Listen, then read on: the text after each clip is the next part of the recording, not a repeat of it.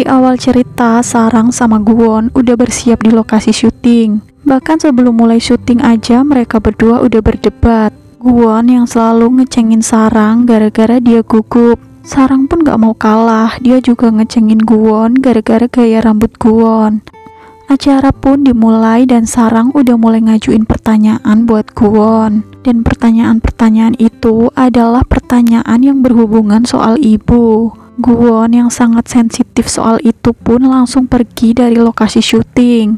Tapi walaupun suasananya udah berantakan, Sarang tetap bisa ngatasin situasi dengan nyeritain soal dirinya sendiri. Dia nyeritain soal masa kecilnya yang pernah diajakin sama ibunya ke Hotel King, sampai dia punya cita-cita pengen kerja di Hotel King dan kesampean. Gak lama kemudian Guwon pun dateng dan ngelanjutin acara syuting itu.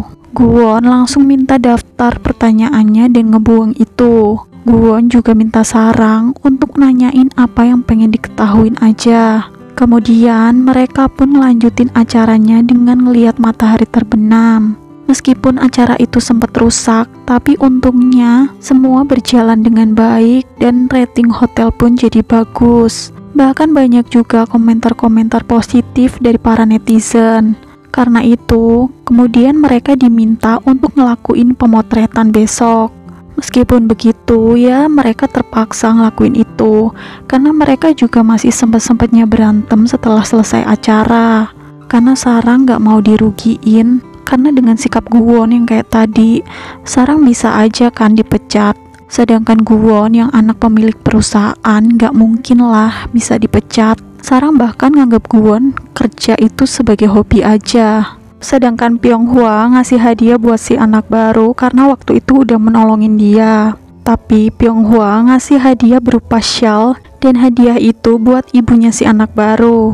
Katanya sih supaya si anak baru itu jadi anak berbakti sama orang tua.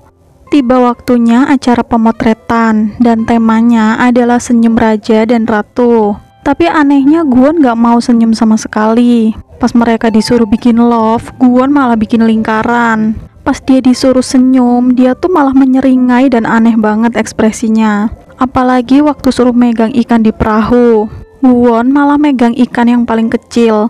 Ekspresinya juga datar banget dan ikannya tuh malah dilepasin ke laut lagi. Sampai-sampai dua fotografer itu tuh udah bener-bener nyerah sama tingkah Guwon. Tapi rencananya mereka bakalan ngedit hasil fotonya. Pemotretan pun akhirnya selesai, tapi tiba-tiba kapal mereka bermasalah dan mereka harus balik lagi ke Pulau Gapa.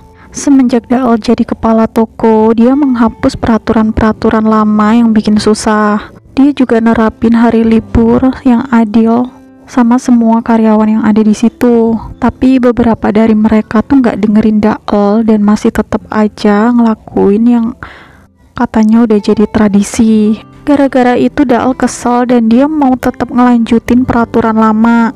Tapi karyawan yang lain pada minta maaf dan akhirnya Daol tetap ngelanjutin peraturan barunya. Sedangkan di tempat lain, Sarang sama Guwon udah sampai di Pulau Gapa. Mereka dikasih tahu sama orang yang bawa kapalnya kalau di sekitar situ ada penginapan yang cukup nyaman. Mereka berdua kemudian jalan menuju penginapan itu. Tapi di tengah perjalanan, Guwon tiba-tiba pingsan gara-gara dia kaget ngelihat orang yang menakutkan. Pas udah sadar, Guwon udah ada di ruangan yang menyeramkan. Dia ketakutan dan teriak-teriak nyariin Sarang. Abis itu dia pun jatuh keluar. Ternyata Sarang juga udah ada di situ dan mereka udah ganti baju. Ternyata pas Guwon pingsan, Sarang yang udah gendong Guwon ke penginapan itu. Habis itu pemilik penginapan pun nyajiin arak.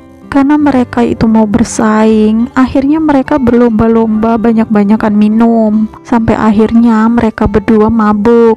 Udah mabuk pun sempat-sempatnya mereka berdua debat. Sarang bilang siapapun orangnya itu patut dihargai, mau mereka punya uang ataupun enggak.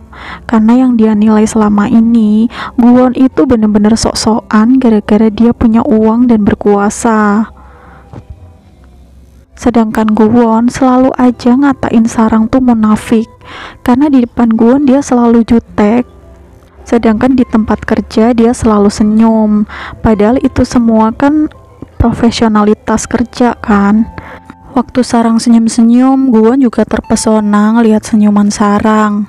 Tapi dia ngomong sama Sarang untuk nggak usah senyum di depannya Guwon. Padahal sebenarnya Guwon larang senyum karena Sarang kelihatan cantik kalau lagi senyum. Pagi-paginya Sarang bangun dan dia mau ngelepas kaos kakinya. Tapi tahu-tahu dia jatuh, dan dia jatuhnya tuh di atasnya Guwon yang lagi tidur.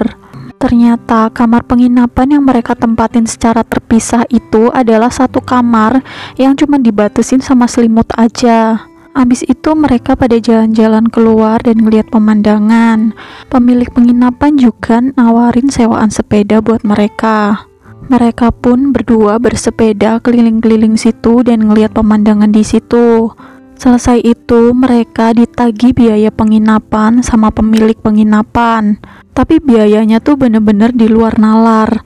Jadi penginapan itu sekaligus makan dan juga sewaan sepeda berikut baju itu dihitung 600.000 gara-gara Guwon konglomerat. Tapi Sarang yang biasa jadi pegawai hotel ngitung semua yang biaya akomodasi di situ, dan dia hitung kisaran sekitar 350.000. Walaupun sempat adu argumen, tapi pemilik penginapan terima dibayar segitu. Karena ternyata pengemudi kapal sama pemilik penginapan itu adalah ibu dan anak. Sarang nebak kalau mereka berdua berkomplot supaya Sarang sama Guwon nginep di situ. Pas udah mau pulang dan nyampe di kapal, Guwon nanyain kenapa harus ngeributin soal harga padahal cuma tinggal bayar aja. Tapi menurut Sarang, di mana-mana orang mau bayar ataupun beli sesuatu itu tanya harganya dulu. Kalau masuk akal baru dibayar. Apalagi si pemilik penginapan itu tuh berusaha nipu mereka. Menurut Sarang, yang namanya cari uang itu harus jujur, supaya nggak malu sama diri sendiri. Setelah pulang, Guwon dimarahin habis-habisan sama ayahnya, gara-gara dia ngancurin acara promosi itu. Menurut ayahnya, Guwon bener-bener nggak profesional, apalagi cuma gara-gara pertanyaan kayak gitu, dia pergi gitu aja. Tapi Guwon bener-bener nggak peduli soal itu. Menurut Guwon, apapun itu, yang penting hasilnya bagus. Guwon juga masih terus penasaran dan nanyain soal ibunya. Tapi ayahnya itu nggak mau jawab. Bagi ayahnya, cinta itu hanyalah bohong. Yang terpenting adalah uang dan juga kewajiban. Ayahnya juga nutup rapat-rapat soal ibunya Guwon. Karena nggak mau debat berkelanjutan, ayahnya pun pergi. Tapi Guwon tahu, semua ini adalah ulahnya Hwaran. Makanya Guwon bilang untuk jangan ngusik Guwon lagi dengan hal-hal konyol seperti ini. Waktu masuk kerja, teman-teman Sarang pada muji Sarang karena syuting kemarin. Tapi bu manajer yang benar-benar julid, dia benar-benar gak suka sama Sarang. Dan dia itu selalu aja ngeremehin pekerjaan Sarang.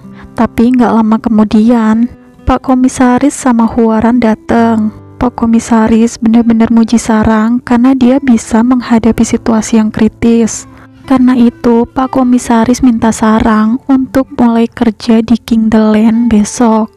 Sedangkan Guwon masih terus ngeliatin hasil foto-foto kemarin. Dia juga senyum-senyum sambil ngeliatin muka Sarang. Diem-diem Guwon terus ngeliatin fotonya Sarang. Tiba-tiba No Sang-sik masuk, tapi untung aja dia udah berhasil ngalihin foto Sarang jadi fotonya dia. No Sang-sik ngasih beberapa foto hasil editan fotografer kemarin. Walaupun cukup bagus, tapi Guwon tetap kesel. Dan dia nyuruh Sang-sik untuk nyiduk si fotografer itu karena udah nyunting gambarnya dia.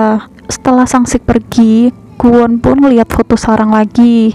Di pojokan layar komputer tiba-tiba muncul notif ada tes psikologi gitu, dan dia ngikutin.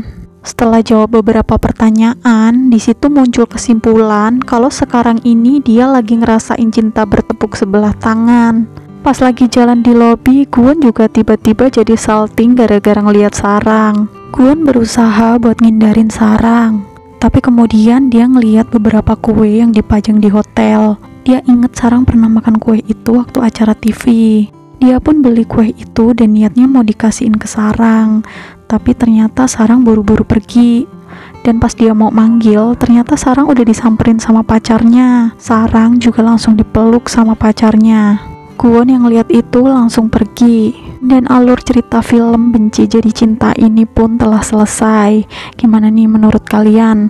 Semakin seru kan ceritanya? Next aku bakalan ceritain episode selanjutnya. Tapi sebelum aku close videonya, aku mau minta tolong nih sama kalian untuk klik tombol like, subscribe, dan nyalain lonceng notifikasinya biar kalian gak ketinggalan video terbaru dari aku selanjutnya. Makasih yang udah menonton. Bye bye.